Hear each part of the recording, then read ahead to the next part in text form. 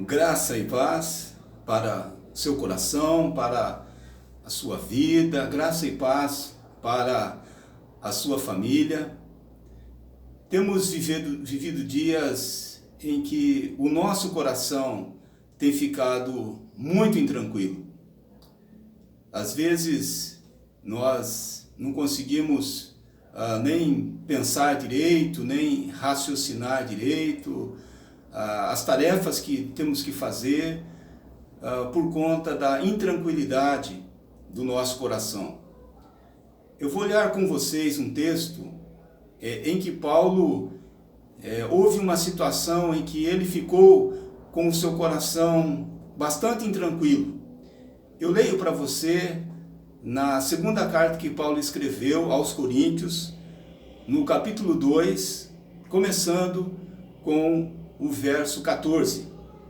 Graças, porém, a Deus, que em Cristo sempre nos conduz em triunfo, e por meio de nós manifesta em todo lugar a fragrância do seu conhecimento, porque nós somos para com Deus o bom perfume de Cristo, tanto nos que são salvos como nos que se perdem. Para com estes, cheiro de morte para a morte, para com aqueles, aroma de vida para a vida. Quem, porém, é suficiente para estas coisas? Até o verso 16. O apóstolo Paulo, ele começa o verso lido, o verso 14, graças, porém, a Deus. Há versões que diz assim, mas Paulo deu graças a Deus.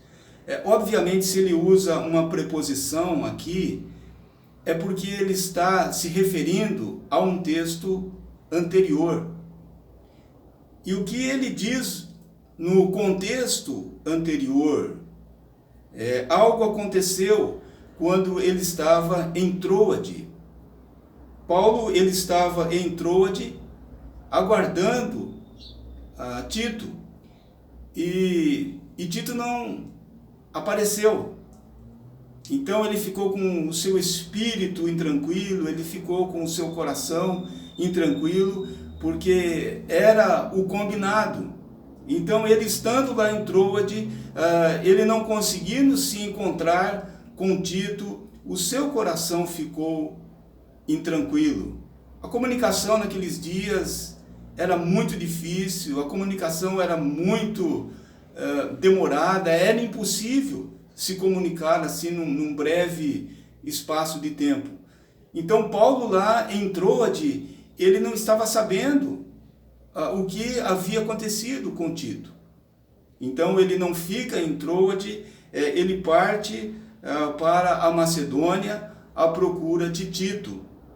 Então o verso 14, então ele diz, graças porém a Deus, que em Cristo sempre nos conduz. Parece que Paulo, para vencer essa intranquilidade do seu coração, ele se lembra de que é Deus quem nos conduz. Não são as circunstâncias quem nos conduz. Não são as pessoas quem nos conduz. Mas, sobretudo, é Deus quem nos conduz. Isso não é fatalismo, não. Isso é fé.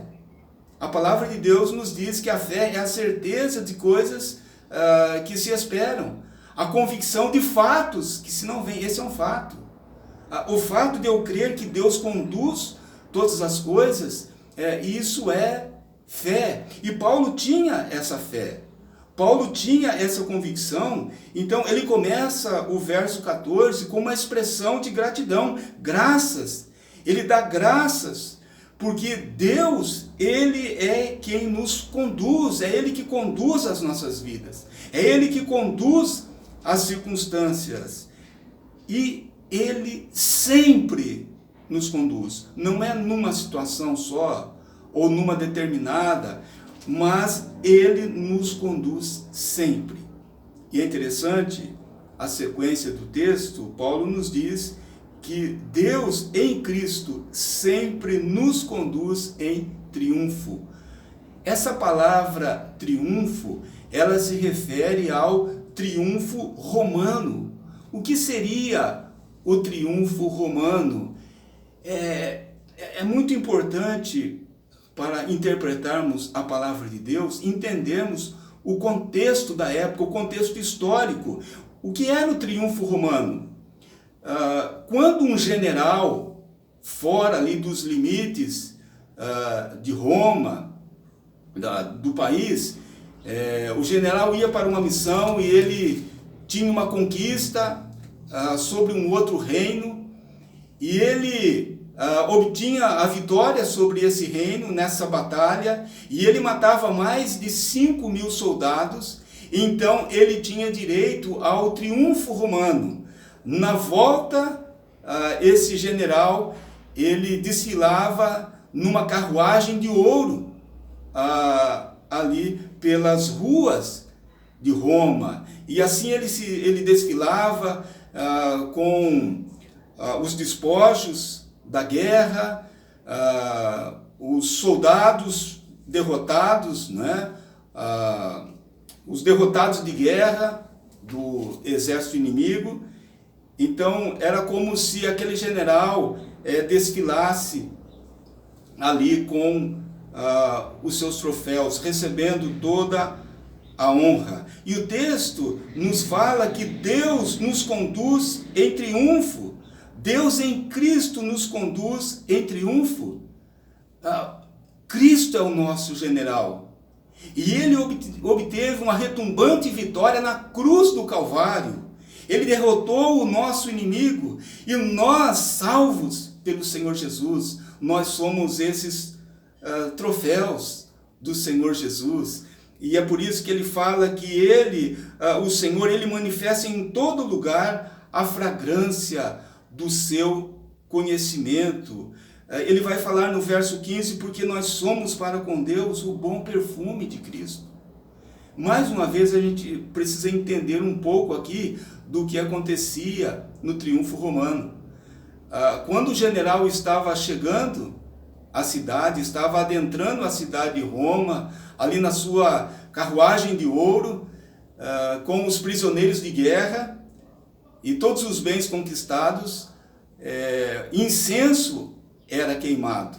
As pessoas sentiram aquele aroma agradável. Isso indicava que o grande general, ele estava iniciando o desfile de vitória. E a palavra de Deus aqui nos diz que o Senhor Jesus, o nosso general, ele faz de nós o seu bom perfume, a nossa vida, o nosso testemunho neste mundo, a nossa tranquilidade diante das situações, diante das circunstâncias, perante as pessoas, é um bom perfume. A nossa fé, a nossa confiança no Senhor Jesus, nesses dias tão difíceis, é isso que o Senhor requer de nós. Nós somos, sim, para com Deus, o bom perfume de Cristo. O texto segue e nos diz, tanto nos que são salvos, como nos que se perdem. Quando aquele general, ele estava ali desfilando pelas ruas de Roma, ele trazia consigo os prisioneiros de guerra. Os prisioneiros saudáveis, eles seriam aproveitados pelo Império Romano. Já os prisioneiros doentes, mutilados, muito fracos, eles eram enviados para os circos máximos. Era uma arena onde esses pobres prisioneiros, doentes, fracos, mutilados, iam lutar com feras selvagens, feras famintas, para servir de espetáculo para as pessoas.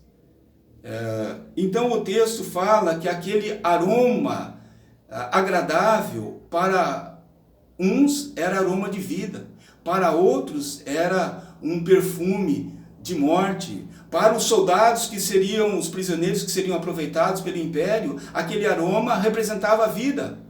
Para aqueles que iam ser lançados na arena para lutar com feras famintas, sem nenhuma chance, de vencer, aquele aroma significava a morte.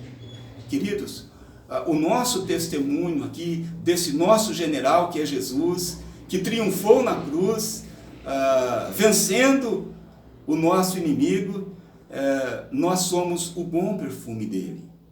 Para aquelas pessoas que ouvem o testemunho de Cristo, através da nossa vida, através da pregação do Evangelho, nós somos para essas pessoas um aroma de vida. Para aqueles que ouvem o testemunho do Evangelho, acerca do amor de Deus, acerca desse fato que Deus estava em Cristo salvando o homem, quem rejeita esse testemunho, esse perfume é para a morte. Ele fala de perdição eterna. No mais, o texto nos diz quem é suficiente para estas coisas. Quem é suficiente para ter um coração tranquilo nesses dias tão difíceis? Paulo faz uma pergunta óbvia, uma pergunta retórica. Quem é suficiente para essas coisas? Ninguém. É somente na dependência da graça de Deus. Paulo vai dizer também que a nossa suficiência, ela vem de Deus. Nesses dias que trazem grande intranquilidade para o nosso coração, nós temos que crer que o Senhor está conduzindo em Cristo a nossa vida em triunfo. Paulo, preso, ele escreve aquela carta aos Filipenses, e ele diz aos Filipenses que as coisas que aconteceram para ele contribuíram para o progresso do Evangelho. Deus tem esse poder, Ele é soberano. Mesmo nessa situação difícil em que nós nos encontramos, essa situação em que você se encontra, talvez na sua saúde, talvez na sua vida profissional, talvez nas suas dificuldades financeiras, creia que Deus está conduzindo a sua vida em triunfo. Deus tem todo o poder nos céus e na terra. E por isso que Paulo fala que todas as coisas cooperam para o bem daqueles que amam a Deus. Ame a Deus sobre todas as coisas e creia que Deus vai transformar isso que está acontecendo na sua vida em bem, porque Ele está conduzindo em Cristo a sua vida em triunfo. Louvado seja Deus. Que Deus te abençoe, que Deus te conduza em triunfo, hoje e sempre. Um grande abraço, em nome de Jesus. Amém.